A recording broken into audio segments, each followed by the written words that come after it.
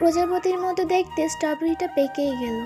তো ভাবলাম এগুলো আজকে নিয়ে নিই। চলো, প্রথমবার যে স্ট্রবেরিটা পেকেছিল ওটা তো নেওয়ার সময় তোমাদের দেখাতে পারিনি। তো যাই হোক, চলো এবার আমরা এগুলো কেটে নিই। তো প্রথমে আমি প্রজাপতির মতো দেখতে স্ট্রবেরিটাকে কেটে নিয়েছি এবং পরবর্তী ছোট ছোট তিনটাকে কেটে নিয়েছি। আমার ছোট তিনটা স্ট্রবেরি আর বড় একটা স্ট্রবেরি পেকেছে।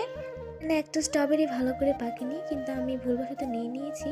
তো যাই হোক, এখন আমি ভাবলাম কিছু মালবেরি নিয়ে যাক। মালবেরিও কিন্তু অনেকগুলো পেকে গেছে। এবার আমার মালবেরি গাছে অনেক ভালো ফলন হয়েছে এবং অনেকগুলো ফল পড়েও গেছে।